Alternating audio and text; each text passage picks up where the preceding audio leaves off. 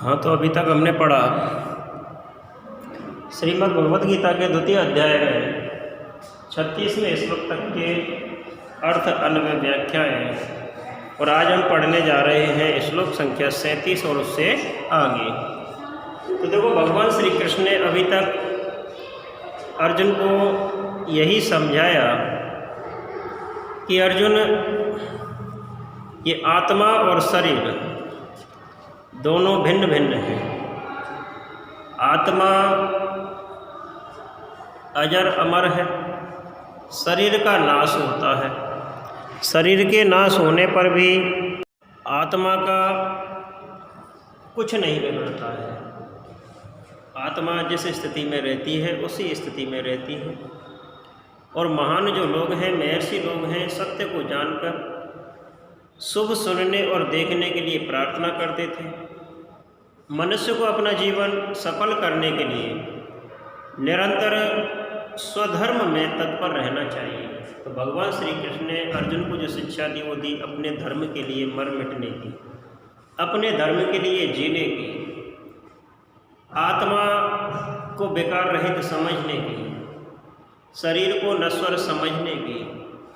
और साथ ही कहा कि कर्तव्य मार्ग पर चलने वाला जो व्यक्ति है वो हमेशा निर्भय और मुक्त रहता है।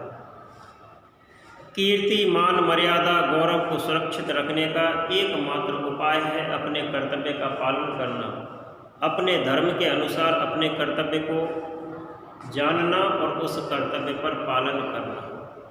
ठीक है, आगे श्लोक में कहा गया है कि हतो वा प्राप्स्यसि स्वर्गम जित्वा वा भोक्ष्यसे महीम् तस्मात् उत्तिष्ठ कौन्तेय युद्धाय कृत निश्चय। तो भगवान श्री कृष्ण कहते हैं अर्जुन से कि हतो वा प्राप्स्यसि स्वर्गम, यदि तुम मर गए, यदि तुम मर भी जाओगे, मृत्यु को प्राप्त हो जाओगे, तो स्वर्गम प्राप्स्यसि, स्वर्ग को प्राप्त हो जाओगे। जित्वा वा मोक्षसे महीम्, और यदि जीत जाओगे तो जीत कर इस संपूर्ण पृथ्वी को क्या करोगे? भोगोगे, अर्थात इस पृथ्वी का भोग करोगे, राज्य का भोग करोगे, सुख सुविधाओं को भोगोगे। तस्मात् उत्तिष्ठ कौन्तेय, तस्मात् इसलिए उत्तिष्ठ खड़ा हो जाओ, कौन्तेय हे कुंती पुत्र अर्जुन, युद्धाय माने युद्ध के लिए, कृत निश्चय, निश्चय करके। तो भगवान श्री कृष्ण का जो तात्पर्य है कहने का वो यही है कि यह धर्म युद्ध है, और यह धर्म युद्ध तुम्हें स्वतः ही मिला है। तुमने इसके लिए प्रयास नहीं किया, फिर भी तुम्हें धर्म युद्ध का जो मोक्ष रूपी द्वार है वो खुला हुआ मिला है। इसलिए हे अर्जुन, तुम्हें दोनों ही हाथों में लड्डू हैं, दोनों ही, जैसे कहते हैं ना, आम के आम और गुठलियों के दाम, तो दोनों ही ओर से फायदा है। यदि तुम जीत जाओगे तो इस संपूर्ण पृथ्वी के राज्य को भोगोगे, और यदि मर जाओगे तो क्या होगा? मोक्ष को प्राप्त हो जाओगे, स्वर्ग को प्राप्त हो जाओगे। तो इसलिए तुम युद्ध का निश्चय करके क्या हो जाओ? युद्ध के लिए खड़े हो जाओ। इस प्रकार कहना था भगवान श्री कृष्ण का। तो अन्वय होगा इस श्लोक का कि वाहता स्वर्गम प्राप्स्यसि, यदि मर गए, यानी या तो मर कर स्वर्गम प्राप्स्यसि, स्वर्ग को प्राप्त कर लोगे। वा जित्वा महीम् भोक्ष्यसि, वा जित्वा अथवा जीत कर महीम इस पृथ्वी का भोक्ष से भोग करोगे। ठीक है, तस्मात् कौन्तेय, इसलिए हे कुंती पुत्र अर्जुन, युद्धाय कृत निश्चय, युद्ध के लिए निश्चयवान होकर उत्तिष्ठ खड़े हो जाओ। ठीक है, तो भगवान श्री कृष्ण ने कहा, इसका जो प्रसंग होगा श्लोक का वो यही होगा कि भगवान श्री कृष्ण अर्जुन को प्रेरणा देते हुए कहते हैं कि युद्ध नहीं करने में तुम्हारी हानि है। ठीक है, युद्ध नहीं करने में तुम्हारी हानि है, लेकिन युद्ध करने में तुम्हें फ़ायदा ही फ़ायदा है। युद्ध करने में तुम्हें दोनों ओर से फ़ायदा है। किस प्रकार फ़ायदा है? यदि विजय प्राप्त करोगे तब संपूर्ण इस पृथ्वी का राज्य भोगोगे, और यदि मृत्यु को प्राप्त हो जाओगे तो स्वर्ग की तुम्हें प्राप्ति हो जाएगी। तो कहते हैं कि यदि मृत्यु तुम्हें प्राप्त हुई तो फिर क्या होगा? तुम्हें स्वर्ग की प्राप्ति हो जाएगी मृत्यु होने के साथ ही। तो आगे जब हम इसे विस्तार रूप देंगे, व्याख्या करेंगे, तो भगवान श्री कृष्ण क्या कहते हैं कि जीवन के जो स्रोत है उसमें विवेक और प्राणों का जो प्रवाह है वो उमड़ता है, जैसे भरी हुई नदियों में से जल उमड़ता है। तो यह जो प्रवाह है वह मार्ग की कठिन चट्टानों को तोड़ता हुआ निरंतर आगे बढ़ जाता है। जैसे जब बरसात होती है, अधिक पानी होता है, नदियाँ उफान पर होती हैं, तो कठोर से कठोर शिलाएँ भी आगे बढ़ती हुई चली जाती हैं। तो भगवान श्री कृष्ण का कहने का जो तात्पर्य था वो यही था कि मनुष्य को जीवित रहने के लिए अपना जो धर्म है, स्वधर्म है, उसको नहीं छोड़ना चाहिए, क्योंकि अधिकतर मनुष्य अपना जीवन जीने के लिए स्वधर्म छोड़ देते हैं। जब स्वधर्म छोड़ते हैं तो पापों का सहारा लेते हैं, और पापों का जब सहारा लेते हैं तो पथ भ्रष्ट हो जाते हैं। जो व्यक्ति पाप का सहारा लेगा वो निश्चित रूप से अपने पथ से भ्रष्ट हो जाएगा, मार्ग से विचलित हो जाएगा। तो जब व्यक्ति पापों का सहारा लेता है इस जीवन को जीने के लिए, तब वह पथभ्रष्ट हो जाता है और संसार में दुखियों की संख्या को बढ़ाता है। तभी संसार में दुखी व्यक्तियों की संख्या बढ़ती है जब मनुष्य अपने धर्म को छोड़ देता है। तो भगवान श्री कृष्ण ने कहा कि तुम्हें अपने पद से भ्रष्ट नहीं होना है, अपने धर्म को नहीं छोड़ना है, क्योंकि गीता के अनुसार जो निराश होता है, दुखी होता है, पराधीन होता है और तुच्छ होता है, ऐसे व्यक्ति से बढ़िया तो क्या है, मर जाना है। यदि हम निराश हैं, दुखी हैं, पराधीन हैं, तुच्छ हैं, तो इस प्रकार के जीने से तो मर जाना ही अच्छा है। क्योंकि निराश, दुखी और पराधीन होकर जीना दुखों का कारण होता है, दुखदायी होता है। इसलिए हमेशा सुखी और मुक्त रहकर अपने जीवन का आनंद लेना चाहिए, सुखी और मुक्त होकर अपने जीवन को जीना चाहिए। तो सुखी और मुक्त रहकर जीवन को जीने के लिए भगवान श्री कृष्ण ने भगवत गीता में 3 बातें बताई। और वो 3 बातें कौन कौन सी? कि कर्म करते करते मर जाने से स्वर्ग की प्राप्ति होती है। यदि हम अपने कर्म पर चलते हुए, अपने कर्मों को करते हुए मर भी जाते हैं तो हमें स्वर्ग की ही प्राप्ति होती है, पहली बात। दूसरा है, कर्म यदि सफल हो गया तो हमें इस संसार में, इस पृथ्वी पर सुखों की प्राप्ति होती है। यदि हम अपने कर्म में सफल हो जाते हैं तो हमें सुखों की प्राप्ति मिलती है, इस पृथ्वी पर हमें सुख मिलते हैं। यदि मर जाते हैं कर्म करते करते तो स्वर्ग मिलता है। और युद्ध का निश्चय करके खड़ा हो जाना चाहिए, अर्थात यह जीवन ही एक युद्ध है, यह संसार एक युद्ध क्षेत्र के समान है। इस संसार रूपी युद्ध क्षेत्र में हमें लड़ने के लिए, युद्ध करने के लिए निश्चित होकर के, निश्चय होकर के निश्चित रूप से खड़ा रहना चाहिए। क्योंकि कर्म योगी व्यक्ति कभी मरता नहीं है, मर कर भी अमर हो जाता है, इसलिए उसकी कोई मृत्यु नहीं है। तो भगवान श्री कृष्ण ने अर्जुन से यही कहा कि हे अर्जुन, तुम्हें युद्ध नहीं करने में हानि है, और युद्ध करने में तुम्हें चारों ओर से लाभ प्राप्त होगा। यदि तुम्हें विजय प्राप्त हुई तो इस संपूर्ण पृथ्वी का भार वहन करोगे, इस संपूर्ण पृथ्वी के राज्य को धारण करोगे। और यदि मृत्यु प्राप्त हुई तब तुम्हें स्वर्ग मिलेगा, मोक्ष की प्राप्ति हो जाएगी। अगला श्लोक क्या कहता है कि सुख दुखे समे कृत्वा लाभ अलाभ जया जयो ततो यद्धा यजस्व नैवं पापम अवापश्यसि। तो भगवान श्री कृष्ण आगे अर्जुन से कहते हैं कि हे अर्जुन, सुख दुखे समे कृत्वा लाभ अलाभ जया जयो ततो युद्धाय युज्यस्व नैवं पापम अवापश्यसि।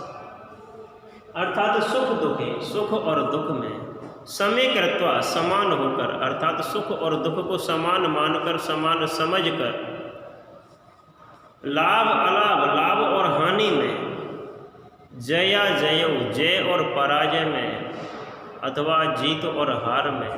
कहने का मतलब है सुख दुख, लाभ हानि, जय और विजय, इन सभी को समान समझकर युद्धा युज्यस्व, युद्ध के लिए जुड़ जा, अर्थात युद्ध के लिए खड़े हो जाओ। न एवं पापम अवापस्यसि, ऐसा करने से तुम्हें किसी प्रकार का पाप नहीं लगेगा। क्योंकि ये सारी बातें, सुख दुख, लाभ हानि, जय पराजय, ये सब विधाता की बातें हैं। विधाता इनको देखने वाला है, विधाता के द्वारा ही उतरत है। जैसे आपने श्री रामचरितमानस में भी पढ़ा होगा, क्या पढ़ा होगा, तो रामचरितमानस भी इसी बात को कहता है कि लाभ हानि जीवन मरण, दुख सुख, तो लाभ हानि जीवन मरण यश और अपयश, हानि लाभ जीवन मरण यश अपयश विधि हाथ, तो हानि लाभ जीवन मरण यश और अपयश ये विधि के हाथ में है। व्यक्ति को केवल अपना कर्म करना चाहिए, अपने धर्म में प्रवृत्त रहते हुए अपने कर्मों को संपादित करना चाहिए। लाभ हानि जय पराजय इनके विषय में कभी सोचना नहीं चाहिए, क्योंकि ये सारी चीज़ें विधाता की हैं, विधाता द्वारा प्रतिपादित है। तो भगवान श्री कृष्ण कहते हैं कि सुख दुखे समय कृत्वा लाभ अलाभ जया जयो ततो युद्धा युजस्व नैवं पापम अवापश्यसि। तो हे अर्जुन, सुख दुखे लाभ अलाभ जया जयो समय कृत्वा, देखो सुख दुख, सुख चे दुख चे, लाभ चे हानि चे, जय पराजय, जय चे पराजय चे, द्वंद्व समास है। सुख और दुख में, लाभ और हानि में, जय और पराजय में, समय कृत्वा इन सबको समान मानकर युद्धा युजस्व युद्ध में जुड़ जाओ, युद्ध के लिए खड़े हो जाओ। एवं पापम न वापस्यसि, ऐसा करने से तुम्हें प्राप्त नहीं होगा क्या? पाप। तो सुख दुखे, सुख और दुख, लाभ अलाभ हानि और लाभ, जया जयो जय और पराजय, समय कृत्वा समान समझकर, ततः फिर युद्धा युद्ध के लिए युजस्व जुड़ जा। एवं इस प्रकार पाप माने पाप को न मन नहीं, अवापश्यसि प्राप्त होगे या प्राप्त होगा। तो अर्जुन को समझाते हुए भगवान श्री कृष्ण कहते हैं कि हे अर्जुन, सुख दुख लाभ हानि जय पराजय को समान करके, समान समझकर फिर युद्ध के लिए जुड़ जाओ, युद्ध के लिए तैयार हो जाओ, और इस प्रकार तुम्हें प्राप्त पाप नहीं होगा, अर्थात इस प्रकार तुम्हें पाप की प्राप्ति नहीं होगी। तो इस श्लोक का जो प्रसंग है वो क्या है कि जब युद्ध के मैदान में जब व्यक्ति पहुंच जाता है तो उस धर्म युद्ध रूपी मैदान में अपना धर्म और कर्तव्य समझकर प्रवृत्त हो जाना चाहिए। यही भगवान श्री कृष्ण अर्जुन को समझा रहे हैं कि युद्ध को अपना धर्म, अपना कर्तव्य मानकर उसमें लग जाना चाहिए, उसके लिए तैयार रहना चाहिए, पीछे नहीं भागना चाहिए। बिना विजय की कामना के इसमें भाग लेने के लिए तैयार रहना चाहिए। अर्थात हमें ये नहीं कि युद्ध के लिए जा रहे हैं, जैसे हमें परीक्षा देनी है तो पहले यदि हमने सोच लिया फेल हो जाएंगे तो हम परीक्षा क्यों देंगे? ठीक है, तो जैसे परीक्षा देने के लिए जब हम जाते हैं तो पेपर सॉल्व करके ही आते हैं। ठीक है, उसका परिणाम चाहे उत्तीर्ण मिले या अनुत्तीर्ण मिले। ठीक है, ऐसे तो नहीं कि पेपर देने गए और वहाँ से भाग के आगे पेपर कठिन है ना। तो ऐसे ही युद्ध है। युद्ध भी क्या है? युद्ध में भी व्यक्ति को जाने के बाद, युद्ध के मैदान में पहुंच जाने के बाद वहाँ से वापस नहीं आना चाहिए। ये मूर्खता की निशानी है, कायर पुरुष की निशानी है। अपने धर्म को नहीं छोड़ना चाहिए। हमारा जो धर्म कहता है उसके लिए हमें हमेशा तैयार रहना चाहिए। यही भगवान श्री कृष्ण अर्जुन को समझा रहे हैं। ये इसका प्रसंग होगा। अर्थ आप जान ही गए हैं कि सुख दुख लाभ हानि जय पराजय को समान मानकर हे अर्जुन युद्ध के लिए खड़े हो जाओ। ऐसा करने से तुम्हें किसी प्रकार का दुख नहीं होगा। व्याख्या रूप में हम कह सकते हैं कि पाप से बचे रहना ही जीवन की सफलता है। जब मनुष्य पापों से बचा रहता है, पापों की ओर प्रवृत्त नहीं होता है, तो वही उसके जीवन की मूल सफलता है। क्योंकि कभी कभी जब हम अच्छे कर्म करते हैं तब भी हमसे पाप हो जाते हैं जाने अनजाने में। कभी कभी मनुष्य पुण्य कर्म करते करते भी पाप कर लेता है, जाने अनजाने में पाप हो ही जाते हैं। लेकिन इसका मतलब नहीं है कि हम पाप ही करते रहें। हमें अपने धर्म को देखकर उसके अनुसार अच्छे कार्यों को ही संपादित करना चाहिए। हमें अपना कर्म करना चाहिए, फल की इच्छा कभी नहीं करनी चाहिए। आगे के श्लोकों में जैसा बताया जाएगा। तो भगवान श्री कृष्ण ने कहा कि भूल और भ्रम से सांसारिक पुरुष पापों के परिणाम को प्रकृति, भूलवश क्या कर लेते हैं? प्रकृति और परमेश्वर के माथे मढ़ देते हैं। कहने का तात्पर्य है जब हमसे कोई पाप हो जाता है जाने अनजाने में तो हम क्या कहते हैं? विधाता की हाथ की बात है ना। तो विधाता के हाथ की बात नहीं है। हमें अपने धर्म को देखकर ही कर्म करना चाहिए और कर्मों के लिए प्रवृत्त होना चाहिए। ठीक है, गीता जो है श्रीमद् भगवद गीता। तो श्रीमद् भगवद गीता हमेशा पापों से हटने का ही मार्ग दिखाती है, पापों से छूटने का एक निश्चित मार्ग दिखाती है कि पाप से व्यक्ति किस प्रकार छूट सकता है। क्योंकि हम देखते हैं कि जब हमें कोई लाभ हुआ तो हम प्रसन्न हो जाते हैं और हमें हानि होती है तो हम दुखी हो जाते हैं। तो सुख और दुख किसको होते हैं? मनुष्य को होते हैं। मनुष्य ने ही तो बनाया सुख और दुख, ठीक है। ऐसा कोई कर्म नहीं है जिससे सुख और दुख नहीं मिलता हो। हर कार्य को करने से सुख की भी प्राप्ति होती है और दुखों की भी अनुभूति हो सकती है।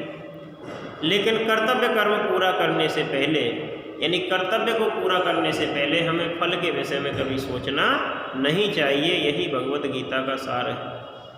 क्योंकि सांसारिक जो दृष्टि है उसमें ऊंची आध्यात्मिकता, धार्मिकता और परमार्थिकता होती है। हम आध्यात्म देखते हैं, धर्म देखते हैं, परमार्थ भी देखते हैं, ठीक है। अच्छा बुरा प्रभाव डाले बिना, यानी सुख दुख जब हम देखते हैं तो सुख और दुख को समान हम नहीं समझ सकते हैं। सुख और दुख को समान क्यों नहीं समझते हैं? इसलिए नहीं समझते कि अच्छा और बुरा अपना प्रभाव डाले बिना नहीं रहते हैं। लाभ हानि, जय पराजय सब अपना अपना निश्चित रूप से क्या दिखाते हैं? प्रभाव दिखाते हैं। मनुष्य को जब कोई फायदा होता है, लाभ होता है तो उछलता है, कूदता है, किसी को गिनता नहीं है, अपने समान समझता नहीं है। और जब उसे हानि होती है, उसकी पराजय होती है तो मुँह छिपा के अंदर ही अंदर बैठा रहता है और प्रतिशोध की ज्वाला से भड़कने लगता है। तो कहने का तात्पर्य है कि मनुष्य को अपना धर्म देखते हुए अपने कर्मों को निष्पादन करना चाहिए। जैसे हनुमान जी थे, है ना, अपने मनोबल और कर्तव्य पूर्ति के लिए दुखों का निष्प्राण कर दिया, दुखों को भूल गए, दुखों को उन्होंने कुछ समझा ही नहीं।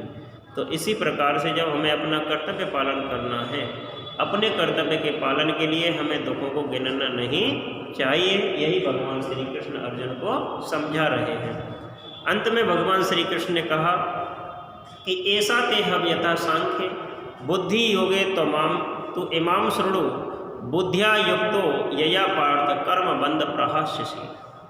कहा आगे कि ऐसा ते अभिहिता सांख्ये बुद्धि योगे तो इमाम शृणु बुद्धिया युक्तो यया पार्थ कर्म बंधन प्रहास्यसि। तो भगवान श्री कृष्ण कहते हैं कि अभी तक जो हमने तुम्हें बताया, यानी अभी तक भगवान श्री कृष्ण ने जो कहा वो क्या था? क्या था? ज्ञान योग था। तो भगवान श्री कृष्ण कहते हैं कि अभी तक जो तुमने सुना वो ज्ञान योग है। क्या है? ज्ञान योग है। ज्ञान योग के विषय में तुम्हें अभी तक जो बताया है वो बताया गया है। अब तुम निष्काम कर्म योग के विषय में भी सुन लो, जिससे तुम्हारी बुद्धि क्या होगी? युक्त हो जाएगी और तुम्हारा जो कर्म बंधन है, अर्थात हम कर्म करने से पहले ही फल की इच्छा करते हैं, वो निश्चित रूप से छूट जाएगी। तो देखो इस श्लोक का अन्वय होगा कि ऐसा बुद्धि ते सांख्य अभियता, यह जो बुद्धि है वो तेरे ज्ञान के लिए कही गई है, ज्ञान के प्रति कही गई है, ज्ञान योग है। तू योगे इमाम सुनो, अब इसको योग यानी कि कर्म के विषय में सुनो। पार्थ हे अर्जुन यया बुद्धिया युक्त कर्म बंधन प्रहास्यसि। जब तुम ज्ञान और कर्म दोनों से युक्त हो जाओगे, यानी जब तुम बुद्धि से युक्त होकर कर्म बंधन को नष्ट कर दोगे तो कर्म बंधन प्रहास्यसि, तुम अपने कर्म बंधन से छूट जाओगे। तो ऐसा माने यह बुद्धि माने ज्ञान, ते माने तुम्हारे लिए सांख्य देह और आत्मा के विषय में, यानी अभी तक जो बताया वो शरीर और आत्मा के विषय में भगवान श्री कृष्ण ने बताया। अभिहता कहा गया, तो पुनः अब इसको ज्ञान योग के विषय में इमाम, इस ज्ञान को श्रृणु माने सुनो। पार्थ हे अर्जुन यया माने जिस, बुद्धि या बुद्धि से युक्त माने जुड़ा हुआ, कर्म बंध कर्म के बंधन को प्रहास्यसि भली भांति काट डालोगे। तो भगवान श्री कृष्ण ये कहते हैं कि हे अर्जुन, अभी तक जो तुमने सुना वो किस विषय में था? ज्ञान के विषय में था, आत्मा और शरीर के विषय में था, ठीक है। अब तुम्हें कर्म योग के विषय में भी सुनना है, जिससे तुम कर्म बंधनों से छूट जाओगे, मुक्त हो जाओगे। तो इस श्लोक का जो प्रसंग होगा वो इस प्रकार से होगा कि सुख और दुख को समान समझना। सुख और दुख को हम समान कब समझेंगे? जब हम निष्काम कर्मयोग को जान जाएंगे। तो सुख और दुख को समान समझना निष्काम कर्मयोग की भूमिका है। अर्थात जब हमें कर्म करते समय फल की इच्छा नहीं होगी, तब ही हम सुख और दुख के विषय में नहीं सोचेंगे, सुख और दुख को समान समझेंगे। तो भगवान श्री कृष्ण ने पहले अर्जुन को आत्मज्ञान दिया और अब अपने धर्म के आचरण पर बल दिया, और उसके बाद अब भगवान श्री कृष्ण उसे कर्म से जोड़ना चाहते हैं, क्योंकि कर्म करने से संपूर्ण पापों का जो बंधन है वो छूट जाता है। और महान ज्ञान को योग मार्ग द्वारा समझाने का अर्जुन को प्रयास किया जाता है भगवान श्री कृष्ण के द्वारा। तो हमें केवल इतना ही लिखना है कि सुख और दुख को समान समझना निष्काम कर्म योग की भूमिका है। आत्मज्ञान देकर गीता में भगवान श्री कृष्ण ने स्वधर्म के आचरण पर बल दिया, क्योंकि स्वधर्म के पालन के लिए देह धर्म, निष्ठा एवं पवित्रता की आवश्यकता होती है, और वह सुख दुख को समझने से ही आती है। अर्थ इसका आप समझ ही गए हैं। तो भगवान श्री कृष्ण कहते हैं कि ऐसा ते अव्यता सांख्ये बुद्धि योगे तो माम शृणु बुद्धिया युक्तो यया पार्थ कर्म बंध प्रहास्यसि। तो हे अर्जुन, हे पार्थ, यह बुद्धि तेरे ज्ञान योग के विषय में कही गई है। अर्थात अभी तक के जो श्लोकों का हमने अर्थ पढ़ा, अभी तक के श्लोकों में जो हमने वर्णन किया वो किसका था? ज्ञान योग का था, आत्मा और शरीर के विषय में था।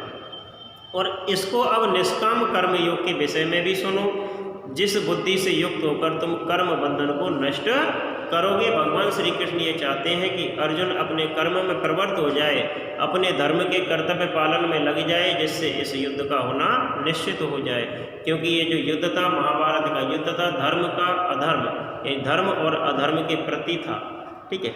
तो भगवान श्री कृष्ण ने कहा कि अभी तक जो कहा वो सांख्य योग। सांख्य का मतलब क्या है? कि अभी तक जो हमने पढ़ा है वो सांख्य योग है, अर्थात आत्मा और शरीर के विषय का जो ज्ञान है वो सांख्य योग है। तो आत्म तत्व का जो विज्ञान है उसको भी सांख्य कहा जाता है। जब हम विस्तार से करेंगे, व्याख्या करेंगे, तो यही लिखना है कि अभी तक जो भगवान श्री कृष्ण ने कहा, तो हमें पहले का ज्ञान होना चाहिए, यानी आत्मज्ञान, अपने धर्म का आचरण करना, देह धर्म और पापों से छुड़ाना, ये सारी चीज़ें क्या हैं? आत्मज्ञान है, सांख्य है। सांख्य को आत्म तत्व का विज्ञान भी कहा जाता है। ठीक है। तो आगे भगवान श्री कृष्ण ने यही कहा कि गीता जो है, श्रीमद् भगवद गीता की विशेषता क्या है? कि सांख्य के ज्ञान को कर्म के साथ जोड़ देना। ठीक है। क्योंकि अकेला जो ज्ञान होता है वो पंगु के समान होता है। अकेला ज्ञान पंगु है, अकेला ज्ञान विकलांग की तरह होता है। ज्ञानहीन का जो कर्म होता है वो अंधा होता है। तो ज्ञान और कर्म का जब मेल हो जाता है वही कर्मयोग है। तो गीता में जो कर्मयोग को कहा गया है, गीता में कर्मयोग किसे कहा गया है? ज्ञान और कर्म के मेल को ही गीता का कर्मयोग कहा गया है, क्योंकि योग ही गीता के ज्ञान का आधार है। तो भगवान श्री कृष्ण ने कहा कि इस भगवद गीता के अनुसार, श्री कृष्ण के अनुसार योग के 12 प्रकार हैं। अष्टांग योग है, राजयोग, हठ योग, लक्ष्य योग, ध्यान योग, भक्ति योग, नाम योग, क्रिया योग, भेषज योग, मंत्र योग, कर्म योग और ज्ञान योग। ये 12 प्रकार के योग कहे गए हैं श्रीमद् भगवद गीता में भगवान श्री कृष्ण के द्वारा। तो भगवान श्री कृष्ण ये कहते हैं कि बुद्धि योग के बिना सांख्य का ज्ञान नहीं होता, बंधन काटने में असमर्थ रहता है। बुद्धि योग की प्राप्ति जीवन का सबसे अच्छा और सबसे सफल पुरुषार्थ है। मन को विशुद्ध और चित्त को एकाग्र करके कर्म में कुशलता और पूर्णता देना बुद्धि योग का प्रधान ध्येय है। और कर्म बंधन से मुक्ति बुद्धि योग का प्रयोजन है। और मुक्ति का जो फल होता है वो होता है दुखों का अंत। तो कहने का तात्पर्य यही है कि मनुष्य को अपने कर्मों के फल के विषय में न सोचते हुए कर्म करने में प्रवृत्त रहना चाहिए, और इसी से अंत में हमें क्या होता है? सफलता की प्राप्ति होती है। दुखों का अंत होता है जब हम कर्म के फल के विषय में नहीं सोचते हैं। तो भगवान श्री कृष्ण इस श्लोक के माध्यम से अर्जुन को केवल यही बताना चाहते हैं कि अभी तक जो तुमने सुना वो ज्ञान योग के विषय में सुना, और अब जो तुम सुनोगे वो निष्काम कर्म योग के विषय में सुनोगे, क्योंकि निष्काम कर्म योग से बुद्धि से युक्त होकर तुम कर्म बंधन को नष्ट करोगे, अर्थात कर्म का जो बंधन है उससे मुक्त हो जाओगे। आगे के श्लोकों के विषय में अगले अध्याय में चर्चा करेंगे। धन्यवाद।